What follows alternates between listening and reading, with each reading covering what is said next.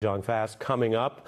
We begin with the Trump administration's mixed signals, formal public claims that they are in talks with Iran, which many people think could be a good thing if it leads to an off-ramp. But they're also today preparing to deploy thousands of paratroopers to the Middle East. And that's the news. You have basically conflicting signals at best. Some critics say potential contradiction on this war policy. 3,000 troops will have the ability to parachute behind enemy lines, reporting that officials caution a decision to put boots on the ground in Iran has not been made, the Journal reports, but deployment opens the door to Trump for what they are calling strategic options. Another 5,000 troops, a force that is comprised mostly of Marines, are also en route to the region. Iran fired on Israel today. We can show you that footage. This is some of the impact in Tel Aviv. 4 injured there. There's also overnight footage, Israel intercepting Iranian missile strikes, a reminder that this is still very much a multi-country regional war. Trump is facing the kind of blowback in the country that suggests this remains an increasingly unpopular war. But he's also facing blowback from the worst kind of critic if you are a sitting president, and one that is rare and taken seriously. His own former defense secretary, Jim Mattis, telling the nation, apparently because he thinks it's important to publicize this, and that is itself a decision that most Pentagon veterans take very seriously, that, quote, we're in a tough spot. I can't identify a lot of good options. And he noted the lack of strategy. What we're seeing is a situation where targetry never makes up for a lack of strategy. Now, some of the strategic outcomes early on, unconditional surrender, regime change, we're going to dictate who the next supreme leader is. Those were clearly nonsense. Those were delusional. Delusional nonsense. Those are the words of someone that Trump relied on to try to shape war policy. Mattis is, of course, referring to something that everyone has been discussing since the very first days of this announced war. Would regime change really work? And if not, are we ending up in the same or worse place when you look at a younger Khomeini, quite literally, now running Iran? Now, Trump has suggested that maybe this regime is different enough to comprise regime change. Nobody takes that particular claim seriously. The president has made some claims that are just not factual amidst this war. The new supreme leader is the son of the former supreme leader. He is described by all parties in the region as a more hardline version of his father. Now, Trump says the war is, quote, already won. But that, again, is just war talk. Iran has now choked up 20% of the world's oil supply. Gulf countries are getting hit by missiles. And there is a real question about the president's credibility. Trump says there are productive talks. One diplomat tells us Iran is not ready at all to enter negotiations now, and the level of trust towards the U.S. is basically at a negative. Other Iranian officials see it as a kind of trap, the Journal reporting on that aspect.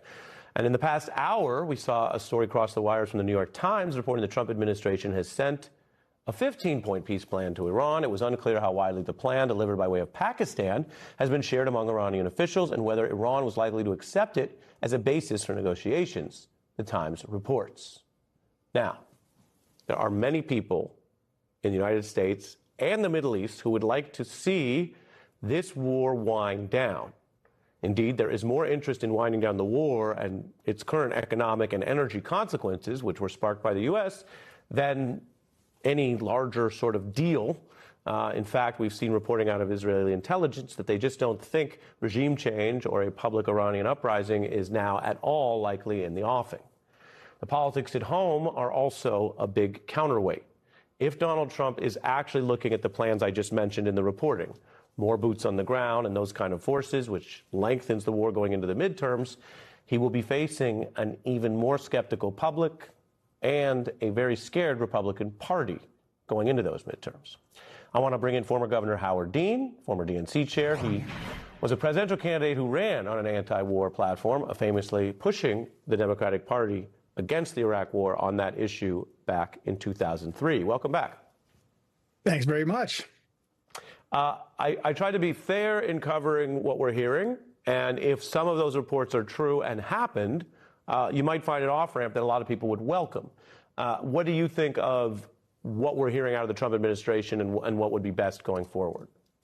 I think Mattis is the most sensible person, and unfortunately, Trump didn't see fit to hire him again, probably because he was sensible.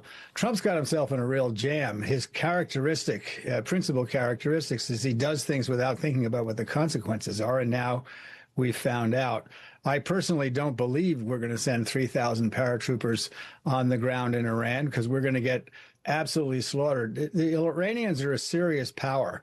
And I agree. The one thing I agree with Trump on is they're a despicable group of people that are running Iran, and they have taken advantage of their own people and suppressed them and produced all kinds of horrible human rights violations, including sacrificing 7,000 of them as punishment for the recent uprisings. So it would be great to get rid of them. But when you're going to do something like that, you actually have to have a plan. And Trump never had a plan, and now he's stuck. What a surprise. That's why he went bankrupt 5 times when he was in the real estate business. You get out over your skis, and now you're stuck.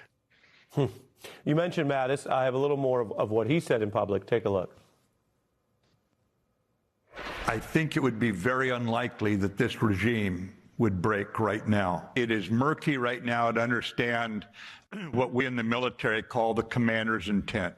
We've heard all sorts of things, frankly. It's going to be a darn difficult problem.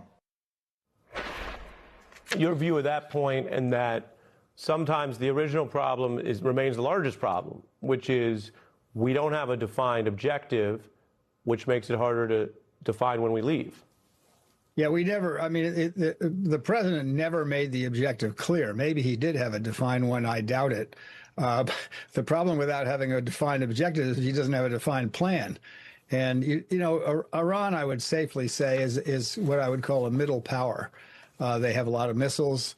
They have a pretty good army. It's run by a group of crooks called the Basiji, who are basically terrorists. And everybody is terrified of them, including, I think, the army to a large extent. So, you just don't go and start dropping missiles on them without a plan for what you're going to do when you need more than that. And Mr. Trump never had such a plan. And we're going to get quickly find ourselves on the short end of this. And that's what he's looking at now. I would be shocked if he sent 3,000 troops in, not because our troops aren't great, but because it means the end of the Republican Party's grip on power for sure. Right. And then you get to the point that he wants to treat this like the famed real estate deals we hear so much about, or the tariff deals. And his allies, and we talk to people, as you know, have had a lot of Trump officials on this show. One of the things they say a lot, Howard, is, well, you got to understand, none of it needs to be true, but he's unpredictable, and he's speaking to the spread of options, and people will react to that. And that works as far as it goes. It seems to fail if the Supreme Court takes most of the tariff options off the table, because now you've just had a lot of mess for a year, but you don't have that option. And you're raising the point that while anyone might root for the U.S. to have the greatest leverage, we had an ambassador on, Dennis Ross, who talked about how having military in the background and not having to use it helps diplomats. But are we crossing teeteringly close to actually looking like the country that cried wolf if it doesn't want to send those people in, and he's still seeking an off-ramp because we need a fifth more oil? Well, look, I mean, if this president had any vision other than whatever he happens to be feeling at the time, he would not have made this mistake, because he would have looked at Iraq, the second Iraq War, which was based on full pretenses and nonsense, and the damage that it caused this country, and then he might have looked at Afghanistan, which bogged us down for years and years. I think, and I have always said this, that the invasion of Afghanistan by the United States was justified. They had trained terrorists who murdered 3,000 Americans. And brought down the World Trade Centers. But you can't do this without a long-term plan. And if the really good minds in the military who were in charge of Afghanistan couldn't come up with a long-term plan, I don't see how the people who Pete Hegseth has fired can possibly come up with a long-term plan for this, especially now that they've you think Trump has buyer's remorse? They don't know what to do. What's that? You think he has buyer's remorse now, knowing how the last 4 weeks have gone? I doubt Trump ever has remorse for anything. He's not that kind of a person.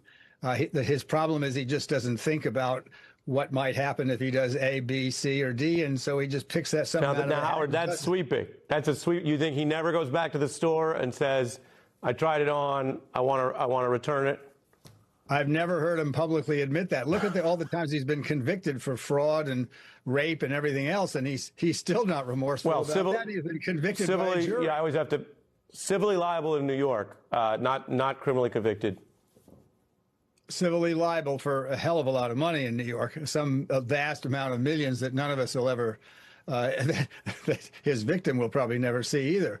But this guy, look, this guy's been convicted. He has no shame, and remorse is not in his vocabulary. And he does this stuff without thinking about it, and that is a mistake, especially if you're talking about committing American troops to the middle of a fairly good-sized nation with a well-trained army.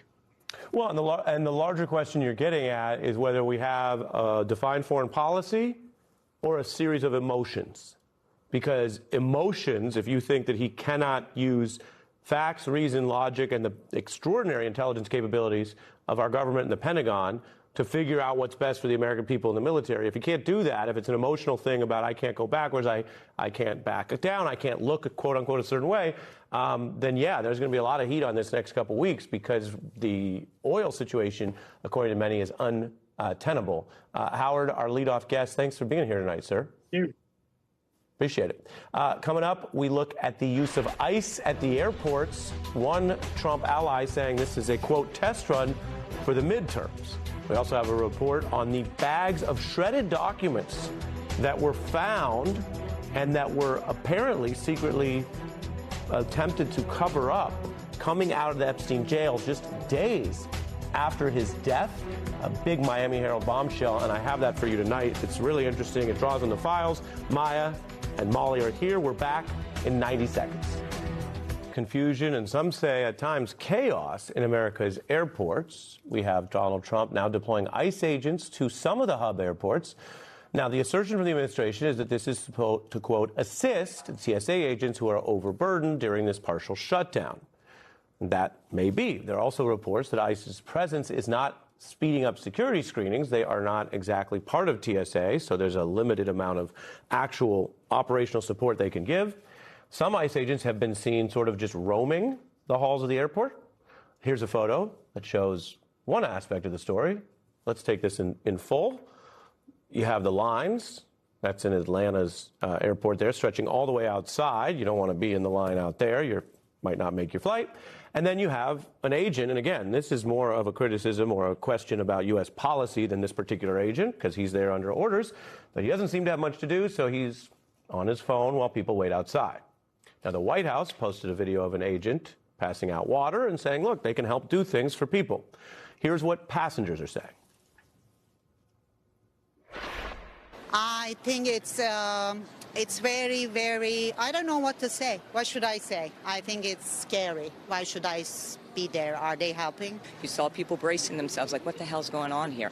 And there were a lot of people who were taking pictures and sort of watching them. They were just milling around. They weren't even doing anything. I don't know, just sort of chatting. I don't know what their function was.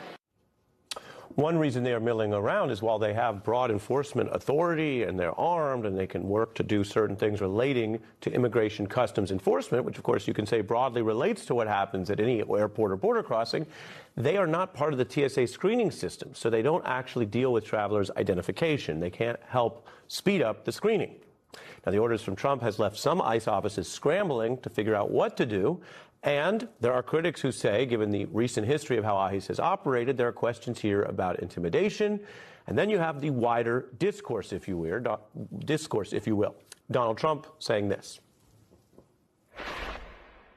We put ICE, who are a very high level, I mean, they really are a high level group of people. And they love it because they're able to now arrest illegals as they come into the country. That's very fertile territory. If that's not enough, I'll bring in the National Guard. The president is sort of musing, is the nicest way you can put it. We don't know whether ICE loves it, and it doesn't matter how federal employees feel emotionally about this type of assignment anyway. But what he's getting at, what he's sort of musing and pretending, is as if they are doing ICE enforcement of immigration customs apprehensions at the airports. And we can just tell you in the early days of this, we haven't seen a lot of that. So even Trump's defense isn't really borne out by what's happening. Then there is the cratering approval for this range of policies. I've told you, I will always tell you how things really are. And I can remind you that in the past years, we have seen approval for two things that Donald Trump has done domestically: immigration enforcement and his sort of big claims to deal with high prices. During the campaign, people liked both of those things. I can update you tonight that the polling now has crashed on both of them. On the prices, people don't think he's delivered. And on the ICE tactics, people oppose what they see as extreme violent efforts. So keep that in mind when a Trump White House veteran, Steve Bannon, says they're not deterred, they're going further, and he outlines a plan that could be unconstitutional for how to use ICE at the midterms. We can use what's happening with these ICE helping out at the airports. We can use this as a test run, as a test case to really perfect ICE's involvement in the 2026 midterm election, sir? Yeah, I think we should have ICE agents at the polling places. That's Mr. Bannon's question. No word from the White House over whether that's actually something they want to explore.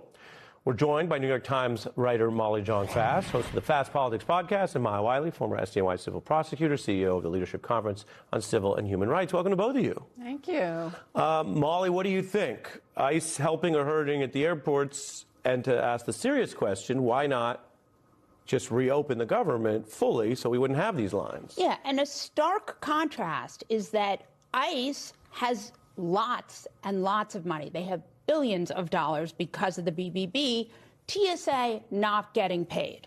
So I think it's really important to realize, like, this is not popular and people don't like it. The optics of it are very bad, but it's also reminding people that there is this paramilitary force that a lot of them know about because of the killing of Renee Good and Alex Preddy, who are now in airports wearing bulletproof vests, a lot of them carrying some, things that are weapon-like, if not guns, and are there just milling around. And I think that already this is not popular, and I think that seeing more of it in airports when they're not actually speeding things up is going to be worse.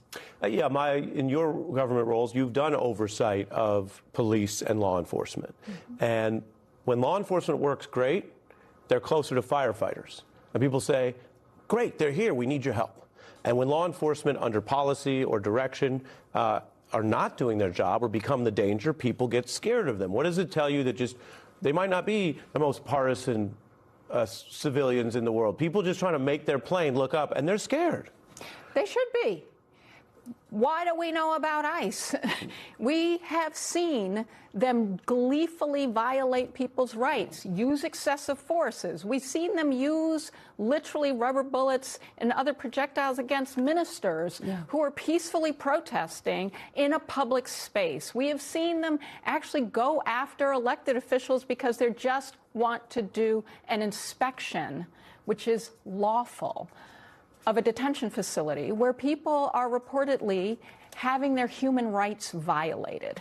I'm saying this because people are rightly fearful of abuse of power and excessive force.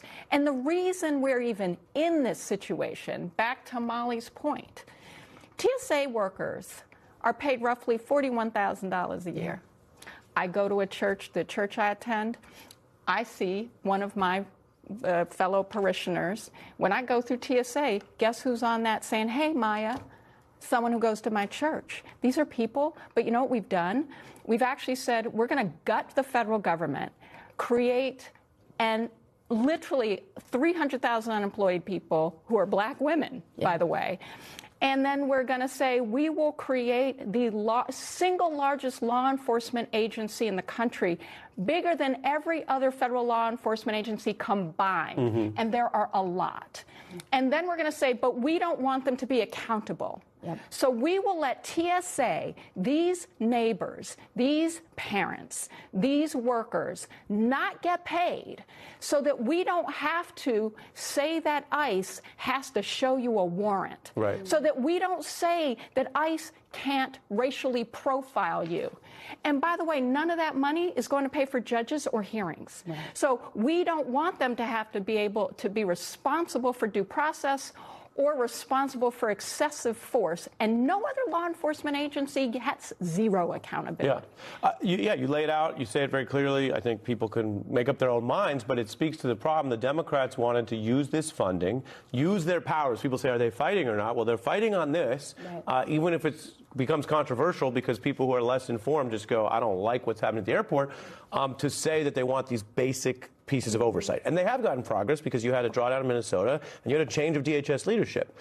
Molly, I want to go to the politics of it, as they say, because on late night, Trump's idea of, I'm going to throw ICE in there and it'll, quote, troll you and upset you. I mean, there's a certain level of sophistication to this lacking.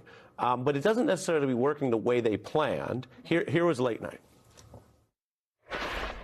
Somehow Trump has found a way to make the airport even worse than it was. An elite squad of civil servants who've been through rigorous training with impeccable qualifications. I'm just kidding. He's sending ICE. One DHS official told CBS, I have no idea what we're doing. And neither does he. So welcome to the club. ICE isn't trained on x-rays. No surprise. They don't really seem to be trained on anything, actually. And Molly, as I mentioned, there's a lot of folks who are just following their rules, and this is where they're told to deploy. Right. But this wider idea that the White House clearly had of, you don't like ICE, you're holding up the funding, now we'll put them where the lines are, doesn't seem to be helping them. Yeah, and I want to point something else out here, which is that Donald Trump and Kristi Noem, who's no longer in her post, were very insistent that these ICE officers needed to wear masks because otherwise they would be doxxed. Now they are in airports not wearing masks. Not identifying themselves. Not identifying themselves. San Francisco not wearing uniforms. Right, but not wearing masks. And I think it's a really good point here because all of these excuses ultimately were not real. They cannot wear masks. They should be identified. They should be held accountable. They should go under the same scrutiny as every other part of the federal government. While we have you here both as a lawyer and a former candidate, there's been a lot of Republican attacks on vote by mail. And then you say, okay, well, is it secure? Can you do it? That's what some people ask, and people want to learn. They're wondering why they're hearing so much hype about this. I have a New York Times headline here. Trump calls mail-in voting cheating and just voted by mail. His mail vote comes as he torpedoed negotiations on the shutdown and demands, of course, this new legislation that would make it harder to vote the way he just voted. I'm curious, Maya, if you think that matters. Oh, of course it matters. It matters because it shows the utter hypocrisy. Yeah. But it also, like so many things that we have sometimes heard from this president or from his camp, it's more about what they think benefits them in politics, not in politics in terms of earning voters, but in terms of the process and creating more difficulty for voters to vote who they think may not vote for them. Right. The most participation we've had in a long time was in 2020. Sadly, it was because of COVID, but what we did was we actually expanded mail-in voting. People with disabilities, people who were elderly voted in higher number because we had made it easier for them to access the process. That's a good thing. And every research study shows, it's safe. It's worked, and states have been doing it for a long time. So this really isn't about a problem. It's a huge tell. Molly, I don't want to get in trouble saying this because you talk about what people eat, everyone's got their own thing. Right. But I know a story about I'm not going to name them, but a prominent person who requested a vegan option at a group dinner. Right. And then they got there, and this was prepared, one of these type of dinners, and then they got there and ordered a cheeseburger after the organizers had created these other vegan options. And someone was saying to me, like, this is the height of what Maya and I call chutzpah. And it's one thing if somebody really has a mail-in voting issue and then they don't vote by mail and you're like, okay, again, respecting, okay, you have a perspective and you're carrying that out, even though we've reported on the way this works. You have entire states that use only vote by mail. And the president has celebrated state victories in some places where they are. But to say not that you choose to be vegan, but that you expect other people to be vegan and fund your vegan edicts while you eat a cheeseburger, come on. Yeah, and look, Donald Trump, you know that he wants the SAVE Act because he's worried about the midterms, because every time you ask him about the midterms, he says, we need the SAVE Act. And even Mike Lee, we have the wrong people voting. We need, to have pass the SAVE Act to save the midterms. That is not how democracy is supposed to work. Yeah, and I don't want to get too meta, but we have to wonder whether PETA will come after me for this segment. Only time will tell. I've asked Molly and Maya to stick around. We have more fun and some important stuff coming up. We have a question of whether there is secret intelligence being abused to profit in these new evolving betting markets. It's actually a huge war corruption story. If you haven't heard about it, that's coming up tonight. And the bags of shredded documents that have been revealed in the Epstein files, a big enough deal that U.S. attorneys were frantically saying, and we have the emails to show you ASAP, can we get in there and get the bags of shredded documents? If you haven't heard this story, it's a doozy. Molly and Maya on that next. There are many different stories about Jeffrey Epstein and the government response to his case, but this one is a real doozy. The Miami Herald's Julie Brown, who you might have seen on this program, has an absolute bombshell about how the Epstein files show there were an unusual number of bags of shredded documents removed from Epstein's jail just days after his death. That alone is suspicious. A corrections officer, though, was so concerned that they called the secret FBI tip line and said they'd, quote, never seen this amount of bags of shredded documents coming out to be put in the dumpster. The officer was concerned about the after-action group that came in to look into the death. Just to tell you how this works, usually investigative teams do not immediately shred documents and evidence, they collect evidence. The FBI records state that the caller found it, quote, suspicious that an after-action team charged with investigating would be shredding huge amounts of paperwork. That is an understatement. A corrections officer later wrote a memo to the FBI saying you might want to investigate why those employees are destroying records. And jails sometimes use inmates for certain physical tasks. The Herald reporting an inmate at the jail was told to take bags of shredded material to the rear gate, throw them in a dumpster. The inmate said, reportedly, quote, they're shredding everything. On top of that, the files show that there were whistleblower accounts, a letter to a judge, and U.S. attorneys' staff who also viewed this as suspicious at the very least, a potential crime or obstruction at most. Molly and Maya are back with us. When you hear that the feds and investigators are the ones doing the shredding, what does that tell you? Something ain't right. That's my formal legal opinion on the matter. Now, this is really how can I say it? An astounding story. Astounding to have investigators actually, first of all, anytime you're shredding a document in law enforcement, you're supposed to be doing it pursuant to a document policy. You have a retention policy about what you keep, how long you keep it, how it's stored. So the mere fact that there's just this massive amount of shredding happening in and of itself is odd, because it's obviously not happening in the regular course of just a document retention policy. That you're handing them over to inmates to take out to the trash, and even the inmates going, this isn't normal. I mean, I don't even know what to say then. This stinks to high heaven. And Molly, we've covered the jail part of this. Even if there is not documented foul play regarding Epstein's death, which is something that Congress now thinks is a valid question to investigate, we already know there were 2 corrections officers who were indicted and the charges later dropped. There were questions about malfeasance and hiding whether rules were broken. Again, even without foul play, you had a high-profile detainee, you failed to do the checks, there was video failure, there were other questions about financial misconduct. So as someone who's covered this story, when you look at this, that the government's first instinct was to hide tracks and basically destroy evidence, what does that tell you? Yeah, look, it's the largest, if we just pull back for a minute, largest sex trafficking case that we know of, probably in American history. Todd Blanche says more than 1,200 victims, children, girls. And we have a government that at every point either acts suspiciously or acts negligently. At every point you have, they never searched Zorro Ranch. Huh? They didn't, in with the dump of the documents, they're missing 302s. These, you have victims saying, I know I sat for interviews, where are they? Right? We have videos, we have transcripts, we have all sorts of stuff that we know is missing from the victims. We have Thomas Massey with a list of 230 names, okay, that the victims have put together. So, it's just, there's so much smoke here. It's so suspicious. Like, what? How is that possible? And the U.S. Attorney's Office, we know from the Epstein files, had emails, as I mentioned in the setup, where they said, well, maybe we can go get the shredded docs. We can look at this. But ultimately, it was minimized over to the watchdog, the Inspector General, which does reports, but Maya, they don't actually pursue crimes, which means it was very quickly downgraded as not potential obstruction. Does that seem right to you or a problem? Well, look, I really hesitate to to have a legal opinion on something from news stories. Let me just state that, right? So, I can just get out of here. Yeah, you can leave.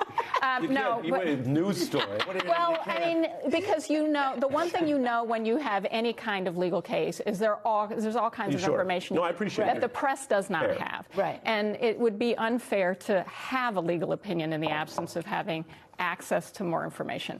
It stinks to high heaven, to Molly's point, and this goes back to the fact that there should be really aggressive transparency here. I do want to say this because coming from the civil rights community, we have been complaining about deaths in custody for a long time. Yeah.